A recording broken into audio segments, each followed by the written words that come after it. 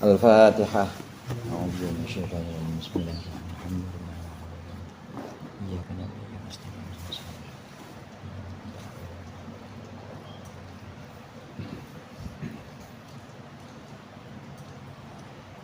Bismillahirrahmanirrahim. Alhamdulil muallimit tullabi wa musahhilil khairi liman yata'allamu. Tsumma sholatu wassalamu 'alan nabi wa alihi wa sahbihi jayudamu. Ya Rabbana kaffir 'anna dhunubana wa walidina wa liman huwa muslimu. Nad'uka Allahumma ilman nafi'a min yaumina ilal hisabi yaqumu. Amin amin amin wa ya fattahu. Amin amin amin wa ya alimu. Bismillahirrahmanirrahim. Qala al-muallif rahimahullah wa nafa'ana bihi wa bi ulumihi fid dharaini amin. Wa qunutun ratibun, dan kunut yang ajak atau kunut yang rutin. Au ba'dahu atau ab'ad dari kunut ratib. Wa huwa, yang dimaksud dengan kunut ratib itu kunutus subhi adalah kunutnya subuh, wa witri nisfi ramadhana, dan kunutnya witir separuh Ramadan yang terakhir. Duna kunutin nazilati, bukan kunut nazilah. Wa qiyamuhu, dan berdirinya kunut.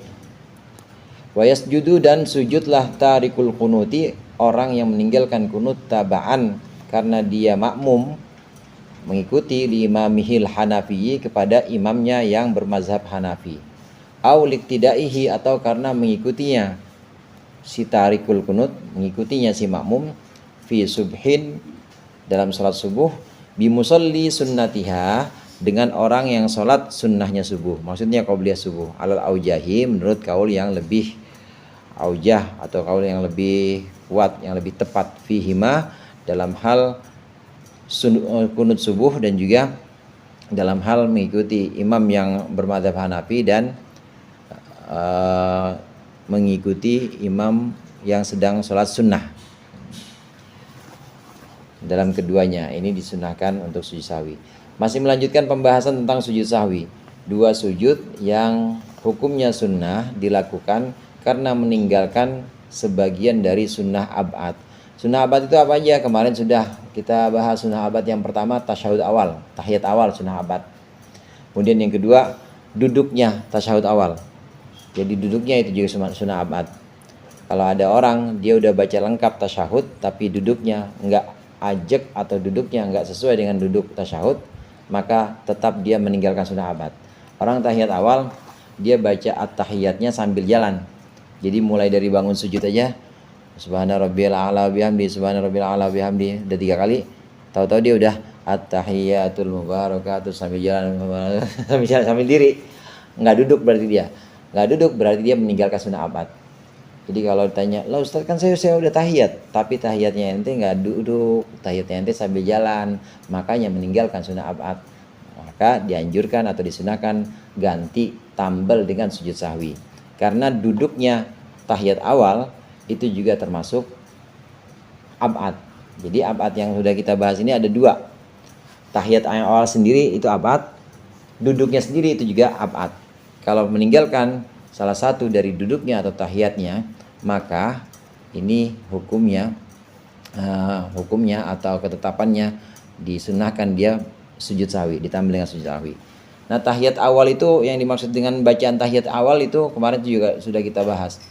Tahiyat awal yang dianggap sebagai ab'ad yaitu bacaan yang merupakan rukun saat tahiyat akhir. Bacaan yang merupakan rukun saat tasyahud akhir itu mulai dari at-tahiyatul sampai Allahumma sholli ala sayyidina Muhammad. Itu wajib tuh dalam tahiyat akhir. Kalau enggak sampai Allahumma sholli ala sayyidina Muhammad, maka batal salat kita. Nah, kalau dalam tahiyat awal tidak wajib, tapi termasuk sunnah ab'ad. Ada orang duduknya tumakninah atau duduknya udah benar-benar duduk cakep duduknya tahiyat awal. Tapi dia cuma sampai asyhadu an la ilaha illallah wa asyhadu anna muhammadar rasulullah, Allahu akbar diri. Berarti dia meninggalkan sunnah ab'ad, meninggalkan tahiyat. Karena tahiyatnya enggak lengkap. tahiyatnya cuma sampai syahadat doang, nggak baca sholawat atas Nabi. Jadi sunnah abad yang sudah kita bahas kemarin, bacaan tahiyat itu sendiri sampai Allahumma sholli ala sayyidina Muhammad. Kemudian duduknya itu juga sunnah abad. Yang berikutnya sunnah abad adalah kunut yang rutin kita lakukan, kunut rotib istilahnya. Jadi kunut ada dua macam, ada kunut rotib, ada kunut nazilah. Nah, kunut rotib yang dimaksud di sini kunut yang ada di sholat subuh rakaat kedua dan kunut yang ada pada witir sholat witir di Ramadan, di paruh Ramadan terakhir. Jadi mulai tanggal 16, malam 16, malam 17 sampai malam 29 atau malam 30. Itu namanya kunut rotib. Ini juga termasuk sunnah abad. Ada orang dia lupa nggak kunut saat subuh atau sengaja meninggalkan kunut saat sholat subuh, maka dia disunahkan tambal dengan sujud sahwi. Sujudnya subuhnya tetap sah, tapi disunahkan tambal dengan sujud sahwi. Nah, itu kunut rotib. Begitu juga lupa dia waktu Ramadan nggak kunut Ramadannya padahal udah malam ke-17, maka dia disunahkan sujud sahwi. Ini kunut rotib. Tapi bukan kunut nazilah. Maksudnya bukan kunut nazilah, kalau ada orang lupa nggak kunut nazilah, nggak usah sujud sahwi. Kunut nazilah itu, hadirin, kunut yang dibaca, disunahkan baca ketika orang-orang Islam itu dapat musibah. Atau bahkan bukan orang Islam, satu orang Islam aja yang dianggap sebagai tokoh itu dapat musibah. Ada tokoh misalnya Mang Udin tokoh di kampungnya, di penjara dia, maka disunahkan kunut nazilah. Ada tokoh satu atau dua orang atau bahkan lebih misalnya, apalagi lebih, maka lebih kuat lagi, dianiaya oleh orang, maka kunut nazilah. Zaman dulu ninja, tahu zaman ninja ya Ustaz ya, zaman ninja, nah itu juga disunahkan kunut nazilah. Atau orang Islam juga, orang Islam yang sedang kena musibah seperti bencana alam atau peperangan kemarin seperti saat Iran diserang itu, maka disunahkan kunut nazilah. Bacaan kunut nazilah ada perbedaan memang. Kalau yang buat musibah itu ada Allahumma rfa'annal bala'a wal waba'a wasyada'ida wal fitana wal mihana ma dhahara minha wa ma batan. Ada ciri khasnya di situ kalau buat musibah. Itu irfa, Allahumma rfa'annal bala. Ya Allah, angkatlah. Allahumma rfa'annal bala, angkatlah. Itu kalau udah turun. Jadi udah ada di kampung. Allahumma rfa'annal bala'a wal waba'a. Tapi kalau belum, masih di kampung sebelah, kita belum kena musibahnya, gini, disunahkan dibalik. Pernah dengar Bang Muhammad ya, dibalik. Jadi kalau belum sampai, begitu sampai kalau di sholat subuh biasanya kunut nazilah, biasanya kalau sholat subuh kan baca lengkap dulu, fa innaka taqdi, baca lengkap sampai waqina syarra ma qadait, terus dibaca sir, fa innaka taqdi wa la yuqda alaik, innahu la yadhillu man walid, dan seterusnya sampai sebelum salam, sebelum wasallallahu, apa yang terakhir itu, astagfiruka wa atubu ilaik, balik Allahumma dfa'annal bala'a wal waba'a wal ghula'a wasyada'i wal fitana wal minhana wa ma dhahara minha wa ma batan min baladina hadha khassah min buldanil muslimina ammah wa sallallahu ala sayyidina Muhammadin nabil ummi wa ala sahbihi wa baraka wasallam. Allahu akbar, turun baru. Jadi kalau belum sampai kampung kita disunahkan balik gini. Tapi kalau udah nggak usah, begini aja. Atau yang musibah lain seperti peperangan misalnya, atau yang orang alim di penjara, nggak usah dibalik, begini aja. Itu kunut nazilah. Lupa kunut nazilah, nggak usah sujud sahwi, karena kunut nazilah bukan sunnah abad. Itu maksud dari duna kunutin nazilah. Kunutnya itu sendiri, kunutnya kunut rawatib subuh atau kunut separuh Ramadan terakhir, itu bacaannya sendiri adalah abad. Berdirinya juga abad juga. Maksudnya kalau ada orang kunut, dia kunut sambil jalan, maksudnya berdirinya itu tidak ajak, berdirinya sambil kunutnya itu sambil turun ruku. Nusamawati min al-ardi wa masyadin fa'wadu Allahumma hadina fi man hadait wa sampai sambil sujud, berarti dia nggak pakai diri, maka termasuk meninggalkan sunnah abad. Disunahkan sujud sahwi nanti. Nah, bahkan ada contoh di sini. Kalau kita, mazhab kita Imam Syafi'i itu Mensyariatkan sunnahnya kunut subuh atau kunut Ramadan terakhir, Ramadan paruh terakhir. Kalau kita yang mazhabnya Syafi'i, makmuman sama imam yang mazhabnya Hanafi, Imam Abu Hanifah itu nggak kunut, sama Imam Malik juga nggak kunut, Imam Ahmad bin Hanbal juga nggak kunut, Imam Syafi'i doang yang kunut. Jadi kalau dibilang kita sendiri-sendiri, Imam Syafi'i yang kunut, yang lain enggak. Nah kalau kita jadi makmum sama imam yang tidak kunut, maka ini disunahkan kita sujud sahwi. Disunahkan kita sebelum kita salam, imam udah salam, kita jangan salam dulu, sujud sahwi. Ini menurut kaul yang lebih kuat, yang lebih aujah. Ya aujah itu kaul yang lebih lurus, yang lebih kuat.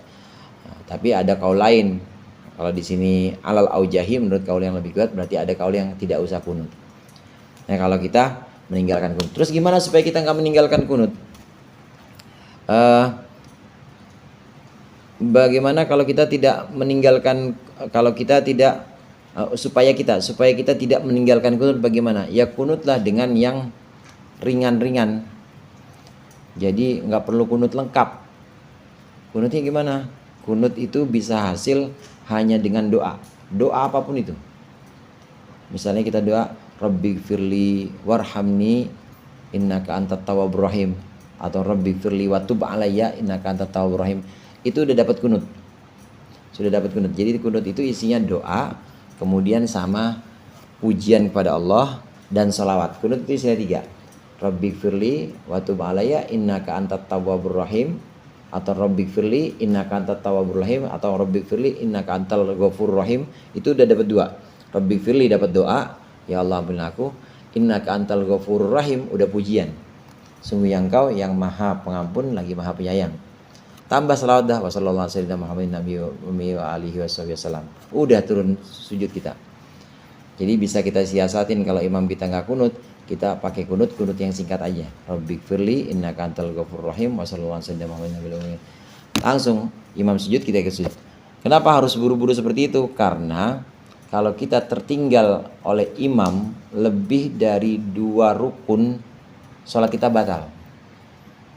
Makmum nggak boleh tertinggal dari imam lebih dari 2 rukun tanpa uzur.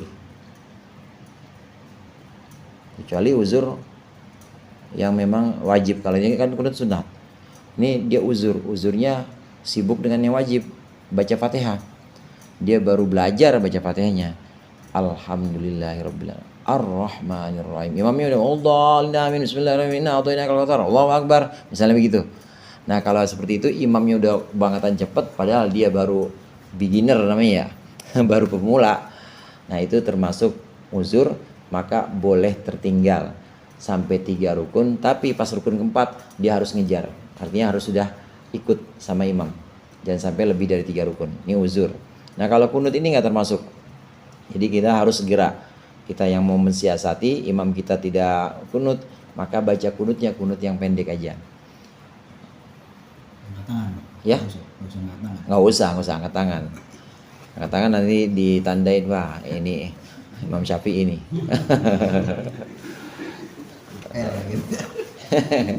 Gak usah angkat tangan, karena memang angkat tangan pun hukumnya bukan sunnah abad. Kalau imam kita tidak kunut. Atau contoh kasus lagi di sini, kita makmuman, jadi makmum kita sama orang yang sholat, tapi sholatnya bukan sholat subuh, sholat sunnah, qobliyah subuh. Mana namanya masjid sepi, zaman dulu kan masjid sepi ya Ustaz ya. Kalau sekarang kan kalau sekarang kan orangnya soleh-soleh semua. Kita masuk masjid emang cuma ada 1 orang itu. Ya, udah ikut kita sama dia. Allahu Akbar. Padahal ini orang lagi sholat sunnah. Kita tungguin, kita baca aja biasa, baca iftitah segala macam, terus baca Fatihah. Kita tungguin kok nggak jahar nih. Ya, husnuzon aja, misalnya husnuzon, mungkin dia memang nggak pengen jahar, malu kali. Emang kan jahar itu sunnah hukumnya. Jahar pada subuh, maghrib isya kan nggak wajib, tetap sah walaupun nggak jahar. Ikut aja kita. Ternyata rakaat kedua dia nggak kunut, dan kita jadi ikutan nggak kunut juga, belum biasa mensiasati yang tadi. Kita belum bisa mensiasati yang tadi. Itu bagaimana? Maka disunahkan sujud sahwi juga. Nah emang sah, Ustadz, emang sah orang kita sholat wajib, imamnya sholat sunnah, sah, boleh. Boleh kita sholat wajib, imam kita sholat sunnah itu nggak apa-apa. Atau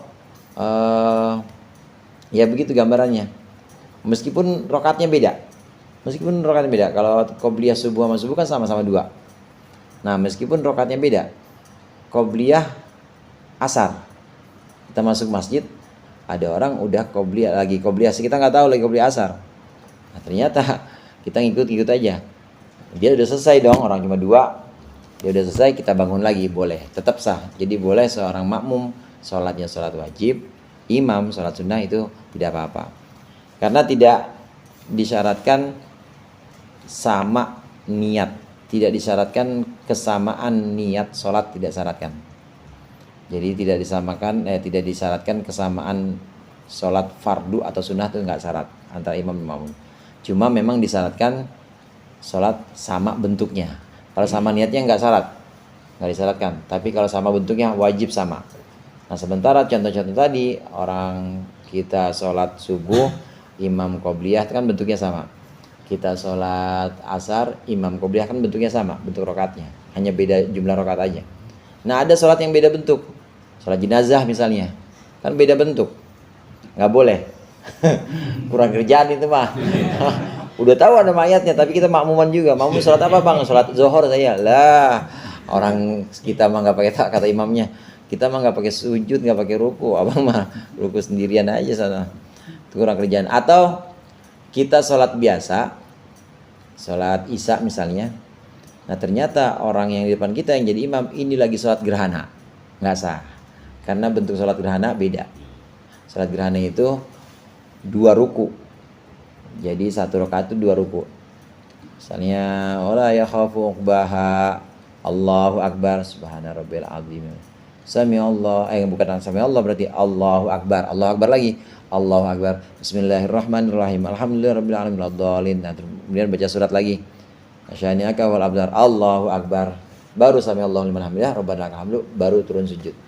Salat gerhana itu 1 rakaat 2 Fatihah dan 2 ruku. Kapan-kapan salat gerhana kalau ada gerhana ya. Jadi sunnah ab'ad yang barusan kita baca adalah kunut rawatib dan juga berdiri dalam kunut rawatib. Kalau ada orang meninggalkan kunut rawatib, yaitu subuh dan separuh terakhir Ramadan, maka disunnahkan sujud sahwi. Atau meninggalkan berdirinya kunut, maka juga disunnahkan dia sujud sahwi. Wa sholatun ala nabi, dan membaca salawat ala nabi atas Nabi Muhammad sallallahu alaihi wasallam ba'dahuma, setelah tasyahud dan kunut. Ai ba'da tasyahudi al-awwali wal kunut, setelah tasyahud awal dan kunut. Wa sholatun ala alin, dan membaca salawat atas keluarga Nabi ba'da tasyahudi akhirin, setelah tasyahud akhir. Wa kunutin dan kunut. Tuh. Wa suratus sujudi, dan gambaran sujud litarkis sholati, karena meninggalkan salawat alal ali atas keluarga Nabi, fit tasyahudil akhiri, dalam tasyahud akhir, ayatayaqona, sekiranya yakin siapa orang yang sholat, yakin tarka imamihi, akan meninggalkan imamnya, akan tinggalnya si imam laha, kepada sholawat kepada ali Nabi, pada keluarga Nabi. Ba'da an salama, setelah salam siapa imamuhu, imamnya orang, imamnya makmum. Wa qabla ayyusallima, dan sebelum salam si makmum, huwa ya dia si makmum. Au ba'da an salama, atau setelah sudah salam si makmum. Wa qaruba, dan masih dekat apa al-faslu, pemisah, titik. Termasuk sunnah ab'ad, yaitu membaca sholawat atas keluarga Nabi. Jadi ada beda. Ada sholawat atas Nabi, Allahumma sholli ala sayyidina Muhammad. Ada sholawat atas keluarga Nabi, wa ala ali sayyidina Muhammad. Nah itu sholawat atas keluarga Nabi. Kalau sholawat atas Nabi ini hukumnya sunnah abad pada tasyahud awal dan pada kunut. Ya, pada kunut. Kemudian selawat atas Nabi kalau di tasyahud akhir hukumnya wajib. Kalau tinggal maka tidak sah salatnya. Nah, sekarang selawat bukan atas Nabi tapi selawat atas keluarga Nabi. Selawat atas keluarga Nabi ini hukumnya sunnah abad pada tasyahud akhir. Tapi pada tasyahud awal enggak, bukan sunnah abad. Ada orang yang tasyahud awal, tasyahud awal, Allahumma sholli ala sayyidina Muhammad, Allahu akbar, langsung berdiri enggak apa-apa. Karena bukan sunnah abad.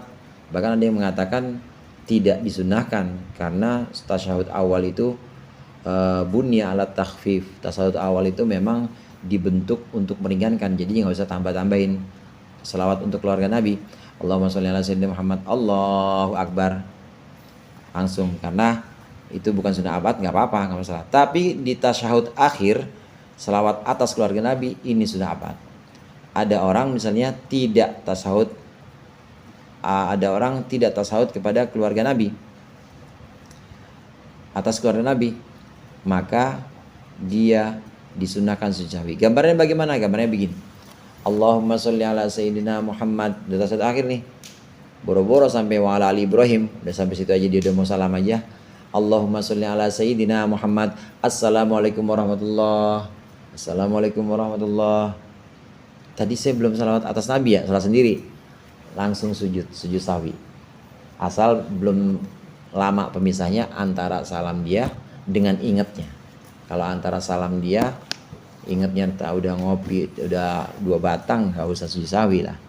Ini kalau masih dekat, masih ada di majelis itu. Atau gambarannya begini. Seorang makmum yakin bahwa imamnya tidak baca selawat atas Nabi. Nah, kalau dia yakin, imamnya rada kencang emang. Asyhadu an la ilaha illallah wa asyhadu anna Muhammadar Rasulullah. Allahumma sholli ala sayyidina Muhammad. Assalamualaikum warahmatullahi. Assalamualaikum warahmatullahi. Makmumnya dalam hati lah nggak baca selawat atas Nabi nih. Nah, maka dia si makmum ini disunnahkan sujud sahwi juga. Jadi setelah imamnya salam, dia jangan salam dulu, tapi dia sujud sahwi, baru setelah itu salam dia, baru menyelesaikan sholatnya. Enggak mufarokoh. Karena udah selesai imam. Bukan juga, karena imam melakukan sesuatu yang memang tidak membatalkan sholat. Kan itu hanya sunnah abad, hanya selawat kepada keluarga Nabi. Kalau imam melakukan hal yang membatalkan sholat, baru kita wajib mufarokoh. Kalau tadi imam hanya meninggalkan sunnah abad, nggak apa-apa. Kalau imam meninggalkan sesuatu yang wajib dan kita yakin sholatnya batal, maka kita wajib mufarokoh. Wajib mufarokoh. Kita yakin bahwa imamnya ini melakukan sesuatu yang membatalkan sholat. Rakaat ketiga misalnya, kan baca fatihahnya udah mulai sir, rakaat ketiga. Nah, kita perhatiin ini imam kan ada itu di depan tuh ada CCTV. Lagi sholat makmum ngeliat CCTV ngapain? Imam kok mingkem aja, kata dia. Mingkem aja kok nggak baca apa-apa. Yakin tuh dia yakin kalau itu gambar di CCTV itu imam mingkem, semingkem-mingkem yang nggak baca fatihah. Kalau yakin bahwa ini imam, si makmum yakin bahwa ini imam nggak baca fatihah, artinya dia yang meyakini bahwa imamnya batal sholatnya karena nggak baca fatihah, wajib mufarokoh.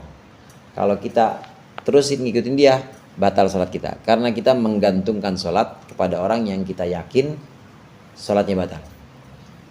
Seperti kakinya ada najis ya. Seperti kakinya najis.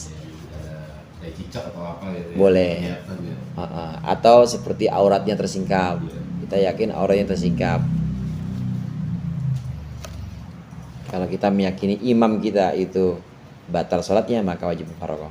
Nah, sedangkan ini kita meyakini imam kita meninggalkan sunnah abad, nggak usah mufarokoh. Yang penting kita sujud sahwi aja. Nah, wasumiyat hadhis sunanu ab'adon liqurbiha bil jabri bisujudi mil arkan. Dan dinamakan hadhis sunanu, sunnah-sunnah ini, sunnah-sunnah yang tadi disebutkan, selawat atas Nabi pada tasyahud awal dan juga pada kunut, kemudian berdirinya saat kunut, yang dan awal sekali kemarin tasyahud awalnya itu sendiri dan duduknya. Ini kenapa dinamakan sebagai ab'ad? Ini karena kedekatannya sunnah-sunnah ini, kedekatannya sehingga harus kedekatannya sunnah-sunnah ini dengan rukun, sehingga saking dekatnya itu dia dianjurkan atau disunnahkan diganti dengan sujud. Ab'ad itu kan artinya ba'dun, dari jamak dari ba'dun. Ba'dun itu sebagian. Karena dekatnya dengan rukun, maka dia dianggap sebagai bagian dari rukun. Walaupun tidak membatalkan kalau meninggalkan, cuma karena dia mirip-mirip dengan bagian sholat, maka ditambal dengan sujud sahwi, disunahkan. Beda sama sunnah hayat. Sunnah hayat bukan bagian-bagian. Perumpamaan kemarin yang saya sampaikan, sunnah ab'ad itu seperti tangan sama kaki. Tangan sama kaki itu sebenarnya yang vital enggak dalam kehidupan seorang manusia. Maksudnya kalau nggak ada tangan, nggak ada kaki, kira-kira orang bisa hidup nggak? Itu yang vital, sesuatu yang vital nggak untuk berlangsungnya ruh dalam jasad? Tangan sama kaki? Enggak kan ya. Tapi kalau kita bilang buntung, kita bilang bagiannya ada yang hilang nggak?